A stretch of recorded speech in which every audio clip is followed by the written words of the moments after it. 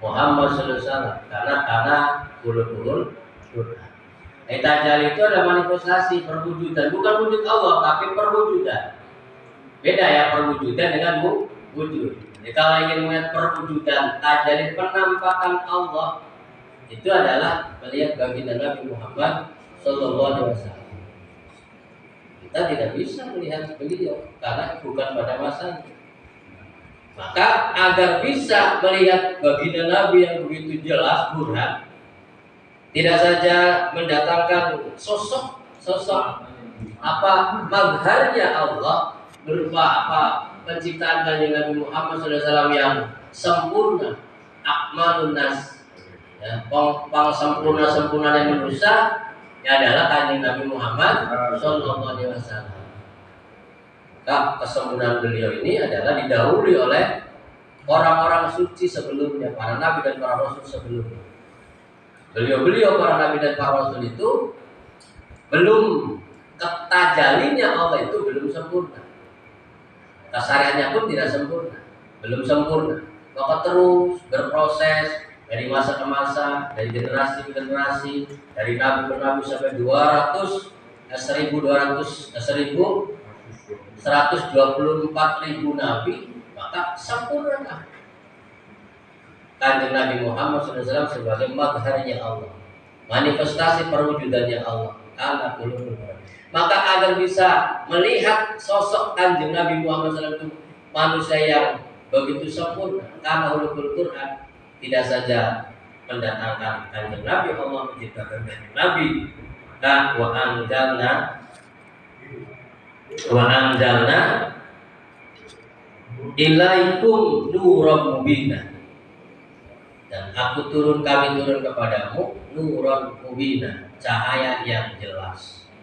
Apa cahaya yang jelas itu? Ada Al-Quran untuk menyorot agar nampak beliau itu kesempurnaannya.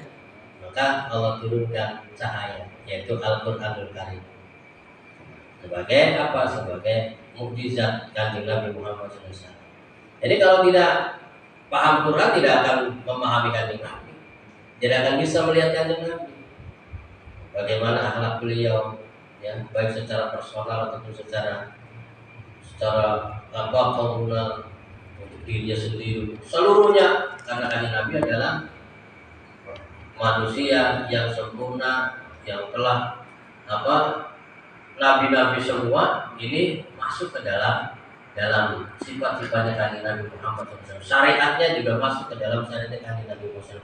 Kitabnya juga masuk ke dalam semua kitab-kitab yang terkait dengan Allah. Ini juga masuk di dalam kitabnya Kanjeng Nabi Muhammad SAW. Maka ketika membaca Quran, ya, Quran itu secara lafziyah dibaca, ada ilmu tajwid, maka nampak itu tergambar sosok baginda Nabi Muhammad SAW yang pertama kali beliau dituruni Al-Quranul Karim. Kalau tidak bisa baca Quran, ya tidak akan bisa menyorot pribadi Kanjeng Nabi sebagai uswatun hasanah, sebagai suri teladan yang baik. Nah, di masa sekarang, karena nur itu akan terus dari azali dan sifatnya juga abadi, selama-lamanya, azali dan abadi. Maka Al-Quran itu adalah kalamullah. Kalam itu adalah qadim, itu dipandang dari sisi makna. Maknanya Quran itu adalah kalam al-qadim, maknanya. Tapi kalau sudah berupa lafaz, berupa suara, dibaca oleh qori, ditulis oleh para khotot dengan tulisan kaligrafi, maka itulah secara namanya hadis. Dari Quran itu secara makna adalah qadim, tapi secara kalau sudah dibuat sebagai tulisan dengan suara, ya itu namanya hadis. Maka mushaf itu adalah hadis, karena sudah berupa sesuatu yang berhuruf dan bersuara. Kalau ada tulisannya, ada suaranya. Kalau itu la biharfin wala bisautin, itu yang qadim. Yang qadim apa itu adalah yang qadim. Karena kalam Allah Al-Qadim dipandang dari sisi makna. Tapi kalau sudah dibuat mushaf, dibuat tulisan, direkam oleh suaranya, ya maka namanya hadis. Maka di sini perlu dijelaskan bahwasanya kita menyorot kanjeng Nabi Muhammad SAW jauh peradabannya, kita tidak hidup pada zaman beliau. Maka untuk bisa melihat diri kanjeng Nabi, tajalinya kanjeng Nabi pada siapa? Pada para sahabat. Kita tidak hidup pada zaman sahabat. Para tabiin, kita tidak hidup pada zaman tabiin. Para tabiin tidak hidup pada zaman masa beliau. Sekarang kita pada masanya ini, siapa yang kita lihat diri kanjeng Nabi itu bertransformasi kepada siapa? Tentunya kepada pewarisnya. Bukan secara lahiriah, tapi secara makna. Nah, maknanya itu siapa?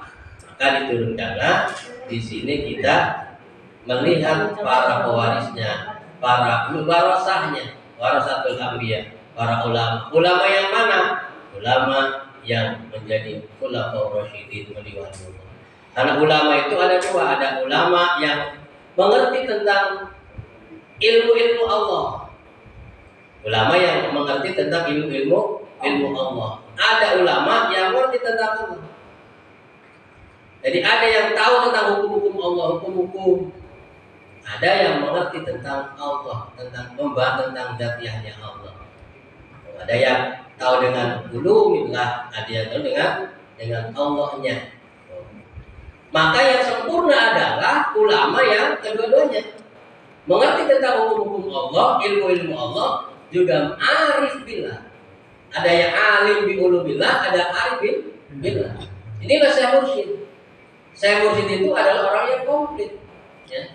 Tahu tentang hukum-hukum Allah, pelajari, mengerti tentang ilmu semuanya. Ilmu tentang ilmu Allah, tentang hukum-hukum Allah. Tentunya diambil daripada Al-Qur'an. Al-Qur'an itu adalah memuat dari berbagai sumber, dari berbagai disiplin ilmu, hukumnya segala macam.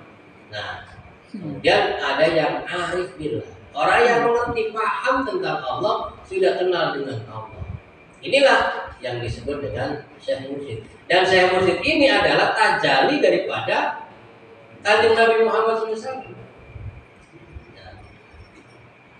Karena silsilah mata rantainya nyambung kepada kanjeng Nabi Muhammad SAW. Kalau kanjeng Nabi Muhammad SAW itu adalah tajalinya Allah yang paling sempurna, maka para pewarisnya ini adalah tajalinya, nurnya kanjeng Nabi Muhammad SAW. Menyampaikan terus.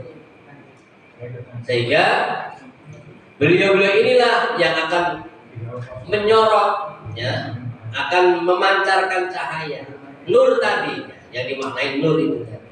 Sehingga hanya orang-orang yang basirohnya terbuka yang akan bisa melihat asror dan rahasia seorang mursyid. Ya, karena pada kanjeng Nabi manusia, ya, manusia biasa, tapi bukan manusia biasa. Kalau dilihat secara zahirnya, kanjeng Nabi Muhammad yang manusia yang makan, yang tidur, yang sakit. Maka kalau melihat dirinya kanjeng Nabi juga pada masanya, banyak orang-orang yang tertipu karena tidak bisa melihat diri kanjeng Nabi sebagai Rasulullah. Hanya orang yang terbuka, kalau dibuka oleh Allah, yang mampu melihat bukan saja kanjeng Nabi Muhammad itu adalah bapaknya Sayyid Qasim, tapi beliau melihat mereka para sahabat itu melihat diri kanjeng Nabi adalah Rasulullah. Seperti sekarang juga sama. Kita melihat sosok Syekh Mursyid, bagi kita adalah guru kita, guru agung para sahabat. Orang yang melihat pakar sahabat ketika hanya dilihat dohirnya, ya pada baik. Manusia yang tadinya muda, yang tidak ada, kemudian ada anak-anak dari masa muda, kemudian juga sekarang sudah tua secara usianya, ya sama. Tapi orang-orang yang dibuka kalbunya melihat asrar diri para sahabat, bukan sebagai sosok manusia biasa, tapi beliau adalah pancaran cahaya Allah, tajalinya Allah. Maka akan beriman kepada beliau, akan mengikuti petunjuk-petunjuk daripada Syekh Mursyid. Tapi bagi orang yang tidak terbuka, makanya biasa saja. Abah juga sama seperti manusia biasa, bisa tua, bisa sakit. Ya. Jadi maka Quran itu sebagai pemandu untuk apa? Untuk mencari Al-Quran yang sejati. Bukan hanya dibaca secara literal, huruf-hurufnya dengan tajwid, dibaca dengan naghamat, dengan tilawah, baca dengan suara indah, tapi tidak. Kita disuruh tidak hanya membaca Quran yang hadis, yang dengan suara, dengan tulisan, tapi kita harus memahami, harus membaca. Iqra kitabak, harus baca kitab diri kita sendiri. Karena Al-Quran itu adalah di samping dibaca juga penghimpun. Ya, penghimpun. Karena sebenarnya Quran itu sebagai cermin. Sebenarnya sebelum kita baca Quran telah membaca diri kita. Karena diri kita itu ada terbuat di dalam, dihimpun oleh Al-Quran. Karena Al-Quran itu adalah kalamullah. Karena penciptaan kita, kemudian semuanya sudah ada di dalam Al-Quran. Hidup kita, masa depan, masa kini, akan masa datang juga ada di dalam Quran. Karena Quran itu adalah sebagai panduan, sebagai buku panduan kita agar kita memahami tentang jati diri kita. Harus kembali kepada Allah. Maka agar kita bisa kembali kepada Allah, temukanlah orang yang sudah kembali kepada Allah. Siapa? Ya Syekh Mursyid. Beliau sudah kembali kepada Allah. Sudah kembali kepada Allah. Maka kalau kita ingin kembali kepada Allah, temukan diri Kanjeng Nabi Muhammad SAW itu kepada Syekh Mursyid. Kalau belum temukan dengan Syekh Mursyid, tidak akan bisa bertemu dengan Allah. Karena beliau adalah pintu masuk untuk hadrat Allah. Tanpa bertemu dengan Syekh Mursyid, maka tidak akan pernah bertemu dengan Allah. Kalau kita ingin bertemu dengan Allah, maka temuilah pintunya. Temuilah pintunya siapa? Syekh Mursyid. Syekh Mursyid siapa? Bagi kita adalah pengusaha. Bagi thariqah lain ada mursyidnya, silakan masing-masing punya mursyid, punya pintu sendiri untuk menemui Allah. Bagi kita di kalangan thariqah Naqsabandiyah, maka adalah pengusaha sebagai pintu masuk untuk bertemu dengan hadrat Allah. Jalannya apa yang Quran tadi? Quran yang hadis, yang dibaca, yang ditilawakan, dikiroahkan, juga Quran yang qadim. Mana? Kalau ingin mendapatkan Quran qadim, ya harus talqin. Talqin itu adalah agar kita bisa membaca Al-Quran yang ada dalam diri kita. Bukan yang tertulis, bukan yang tersurat dan tersirat, tapi yang ada dalam hati kita. Lewat talqin zikir. Temu dengan Syekh Mursyid, dibuka pintunya untuk menghadap Allah dengan prosesi talqin. Kalau belum talqin, ya tidak akan bisa masuk karena masih terkunci. Pintu hati kita belum terbuka untuk menghadap Allah. Maka Quran dibaca, yang hadisnya dibaca, didengarkan, ditilawahkan. Yang paling penting adalah bagaimana agar Quran qadim itu ada dalam diri kita. Apa talqin zikir ini? Quran qadim la bi sautin wala bi harfin. Mana Quran jama'u dikumpulkan di dalam ini. Semuanya isi Quran, ya. Semua Quran itu ada dalam zikir kopi yang ditalqin. Kalau kita talqin zikir, maka Quran sekedar bacaan, ya, sekedar dibaca. Manfaat. Tapi kalau belum punya Quran ini, maka Qurannya nanti hanya sekedar bacaan saja, hanya dibaca diulang-ulang. Jadi kalau belum talqin zikir, maka Qurannya hanya sebatas dibaca saja. Dibaca, maka beruntung, berbahagia, bersyukur kepada Allah. Terima kasih kepada guru agung dan sahabat yang telah memberikan Allah turunkan Al-Quran yang qadim, yang 14 abad yang lalu diturunkan kepada Kanjeng Nabi Muhammad SAW di Wahyi Siratul Dulur. Talqin zikir itu adalah proses Quran itu nuzul di dalam hati. Quran qadim ini, Quran qadim itu nuzul. Maka siapa yang telah talqin zikir, hakikatnya dia telah diturunkan Al-Quran. Setelah nuzulul Quran, nuzulul Quran inna anzalnahu nya telah diturunkan ke dalam hatinya, berarti telah nuzulul Quran. Qurannya telah turun. Quran mana? Quran yang qadim. Wahyu pertama yang diterima oleh Kanjeng Nabi talqin zikir.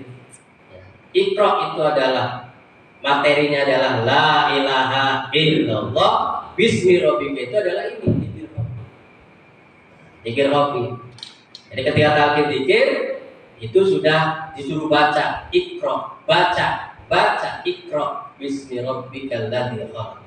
Sehingga dengan talqin zikir nanti manusia akan sadar, menyadari siapa dirinya, di sini untuk apa, nanti kembali kemana. Dia akan tahu, akan punya asal, mengerti tentang asal dan usulnya. Inilah yang penting. Nah, Quran hadisnya digambarkan, dijabarkan dari berbagai ayat tentang penciptaan manusia, penciptaan langit dan bumi, tentang perjalanan manusia nanti kemana, di sini untuk apa. Nah itu, jadi maka nur di sini oleh para sahabat dalam kitabnya Fathul Syuhur, di mana anurnya, di mana nur, artinya Al-Qur'anul Karim. Al-Qur'an dibaca, ya secara hadisnya dibaca, Quran dibaca dengan tajwidnya, dengan suara yang enaknya dibaca, yang secara syariat. Tapi yang paling penting dan paling inti adalah bagaimana kita membaca kitab yang ada dalam diri kita. Iqra kitabaka kafa binafsika yawma hasiba. Ini baca Quran yang ada dalam hati. Ketika kita tawajuh, kita berzikir, itulah kita sedang membaca Al-Quran yang qadim, yang langsung diturunkan oleh Allah. Seperti halnya Kanjeng Nabi diberikan wahyu pertama lewat malaikat Jibril. Maka lisan saya mursyid itu adalah sebagai wasilah, sebagai kolam. Alladzi 'allama bil qalam 'allamal insana ma lam ya'lam. Maka yang sudah talqin zikir itulah suatu anugerah yang luar biasa yang Allah berikan kepadanya. Maka harus bersyukur dan berterima kasih kepada para sahabat. Berkah karomah syafaat para sahabat. Al-Fatihah. Alhamdulillahirabbil alamin arrahmanir rahim maliki yaumiddin. Al-Fatihah. A'udzu billahi minasyaitonir rajim. Bismillahirrahmanirrahim. Alhamdulillahirabbil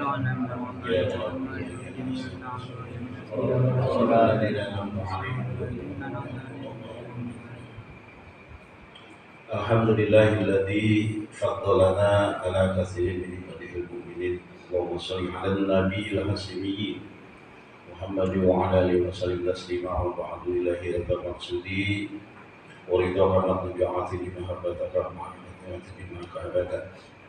Yang mulia, yang sama-sama kita hormati guru kita para sahabat, para kiai, para ustaz, khusus ya Kiai Haji yang telah menyampaikan hukum Allah melalui kitab Fathul Syuhur tentang nur. Kemudian pemahaman akhir Ustaz Jojo serta keluarga besar, kemudian ikhwan akhwat yang sama-sama kita dimuliakan Allah Subhanahu wa taala. Rasanya kangen Bapak Ustaz Kang Jambe. Kangen dengan Kang Tommy. Ismail ya. Amin. Sing terima sing wajib disyukuri sampai hari ini kita masih ada, masih hidup, masih bersama la ilaha illallah, bersama ahli la ilaha illallah, bersama guru mursyid kita, bersama amaliyah-amaliyahnya. Terima kasih kepada yang telah mengantarkan kita sampai hari ini masih ada. Terima kasih kepada siapa? Terima kasih kepada semua golongan yang membenci dan golongan yang mencintai. Terima kasih kepada siapa? Terima kasih kepada keadaan yang kita sukai dan keadaan yang tidak kita sukai. Karena perjalanan masa lalu hanya ada dua masalah. Ana sing seneng, ana sing geli. Ternyata yang senang dan yang memberi senang itu berjasa. Sampai kita mengantarkan kita ke hari ini. Makanya terima kasih. Kita harus mengucapkan terima kasih kepada para pembenci. Iya, karena yang membenci kita sehingga kita penasaran. Ya. Karena kebangkrutan usaha pula, gara-gara perang bangkrut jadi diajar pikir. Gara-gara dua penyakit ketemu la ilaha illallah. Jadi semuanya berbiasa. Itu adalah keseimbangan. Nah, kenapa kita tidak suka dengan sesuatu yang tidak enak? Dan kenapa kita suka senang kepada apa-apa yang enak-enak? Jadi tidak, itu kenapa bisa malah pilih seperti itu? Padahal itu penilaian kita. Kan belum tentu dari Gusti Allah mah. Gusti Allah tuh nggak pernah ngupai kang enak, nggak pernah salah. Hanya jari kita nilai, ki salah gitu, ki enak gitu, ki enak gitu. Jari kita nilai, kenapa? Karena kita belum melihat siapa yang memberi. Itu. Kenapa kita ambil pisahan syukur? Terima kasih nih Gusti Allah, terima kasih nih kepada manusia. Apa masalah? Karena kita tidak merasa diberi oleh Allah. Kalau sudah merasakan, pasti akan setiap saat, setiap detik pasti kita syukur kepada Allah.